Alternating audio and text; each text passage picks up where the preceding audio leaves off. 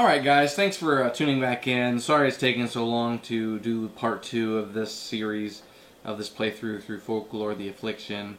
It's been really crazy at home. In the last video you heard my son a lot, and that's kind of how it is in everyday life here. You know, I have a young son. He likes to be a part of everything.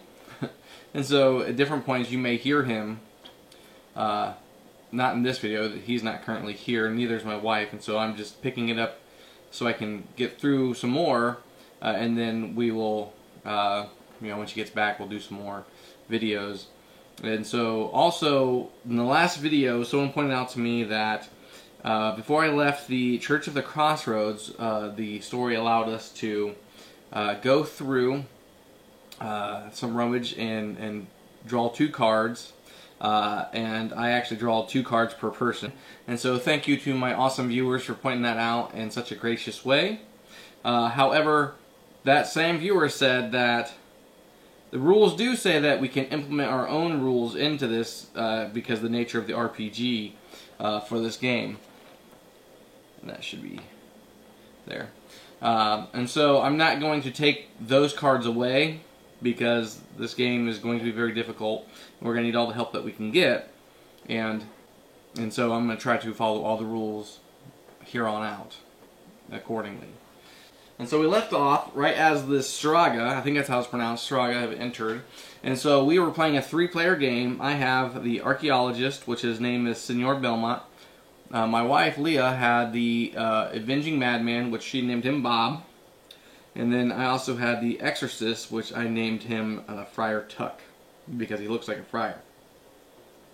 And so, with a 3-player game, normally we would roll a 6-sided die, and that's the skirmish counter tracker that we would set at. However, the card that we drew, which was the off-road event, told us to max out. So, to max out, you would go to the highest rating for that die. So it's a 6. So we can begin now. And so the way this works, and I have these cards here, these reference cards, that tell us how to do so. For the skirmish, it says determine strength, we've done that. Place skirmish marker, we've done that. Attack or defend. So now we have to decide if we're going to attack or defend. And however, I think we all need to attack, and so we're going to take our little attack or defend die and put it out here, so we can say what we're doing. Okay? And so after that, we go to the next step. So the creature's turn, they're going to attack us. And the way they do that is through the percentage dice. So we're going to take a black percentile dice and then a white die. And so they're just going to make an attack that's going to attack all creatures. It says first the controller rolls the creature's attack dice percentile and applies any modifiers from the skirmish counter. This score is compared to each character's defense. So we don't roll individually. It's just going to be 1 for all. And so the Straga are going to attack with a pretty high number. So it's 85, okay, plus a 5 might here, and then we're playing a Dusk, so it would be a plus 0 might there. So it's a total of 90. And so we're all going to get hit. And the way we determine what's going to happen is it says skirmish power.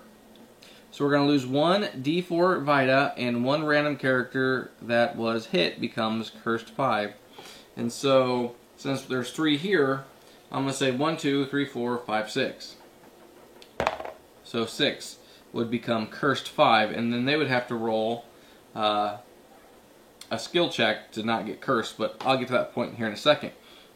And so we're all going to lose 1 D4. So I'm going to lose 1 point of damage, which is awesome. So he's going to go down to 22. The Exorcist is going to lose 3. Sucks for him. He's on 20, so he's going to go down to 17. And then the Avenging Madman is going to lose 2. Down to 21. Okay. And now the Avenging Madman is going to roll cursed 5, which then we can check our reference sheet here to see what cursed is, and the occult is resist. And she has no occult on her character. And so he's got to get at least a 5. I got a 7. That's good. So she only took the damage. Alright, then now we get to attack. So attack, you may attack your target creature during your turn. If you defended, you may attack during your turn but receive a +10 defense and -10 might. So we all chose to attack, so we didn't have to worry about that there.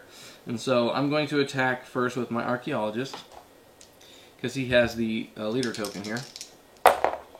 And he got a 66, and then her defense is a 48, or the Straga's, so they're going to go down to 5. However, I just realized that there was a +1 damage, so we each should have taken 1 more damage. Alright. And then the Exorcist is going to attack. Okay, also, you do not use your weapons in this attack. It's preemptive. You're just rolling to see if you do attack instead of you have to worry about the extra rolling. However, if you roll a 100%, you would do 2 damages on this track. Okay, and so then the Exorcist will go. He got a 94, so that's another one. And the rules here, it states that you should wait until everyone does that, but it makes, either way, I don't think it really makes a difference. And then the Avenging Madman got an 89. So down to 3. So then back up to the top again. I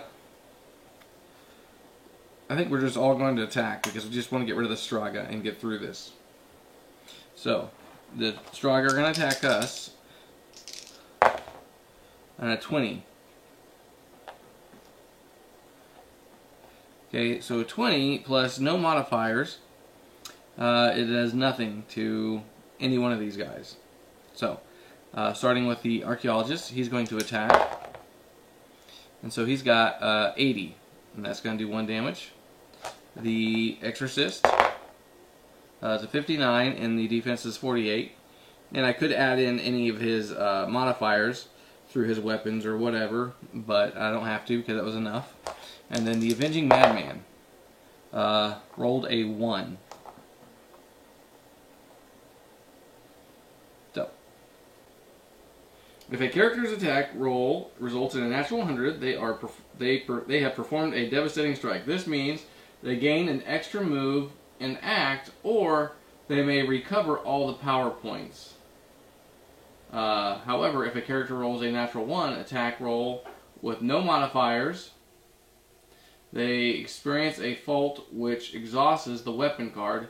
Turn it sideways. This weapon is considered broken and unusable until it is repaired by a tinkerer in town. If a character has a fault when not using a weapon, they may act but cannot act during the next turn, including using abilities that require an act roll. When you roll a fault using an artifact, it does not break, but instead exhausted until the current combat is complete. Exhaust gain 1d6 points when they perform devastating strike. So, in this skirmish here, let me read this here. So, in the skirmish rules, devastating strike and faults. Okay, it tells me to read what I just read. Devastating strike, the creatures that was hit loses their next turn. Okay, if it's devastating fault, like this is a creature attack, devastating fault, reduce the skirmish counter by 1. Character attack, devastating fault. Like in an encounter, the weapon used is considered broken and unusable until it is repaired by a tinkerer in town. If a character has a fault when not using a weapon, they lose their next turn. Okay. So, let's say that that was the Angry Madman, or Avenging Madman. And so he's currently got the machete, I think it is, over there, equipped. And so let's say that's broken. Okay. So I'm going to flip that over, so that way we know it's broken. Alright, I'm going to stand this back up. Alright, and so then we go back to the top again.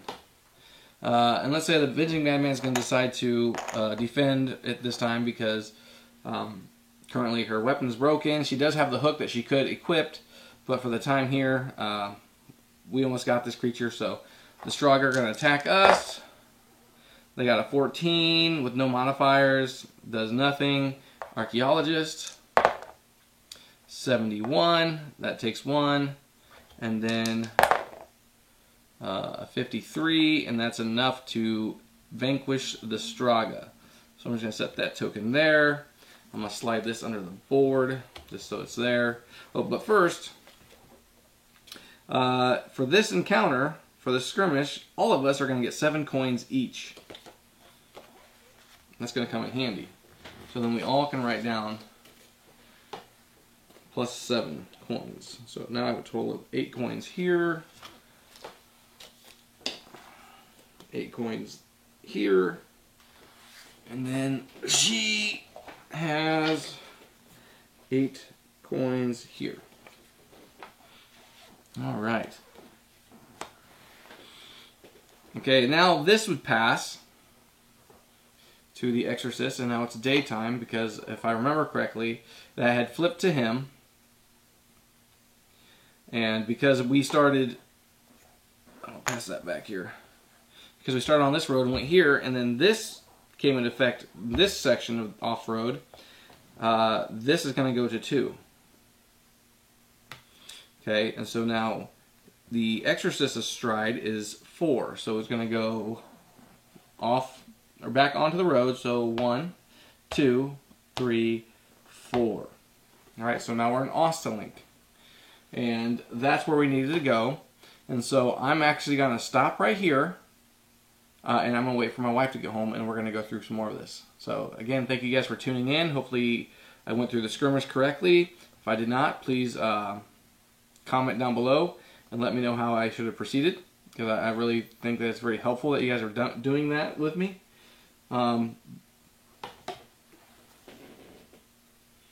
Because if she's going to continue to play, I want her to be able to know what's going to happen in the story right here.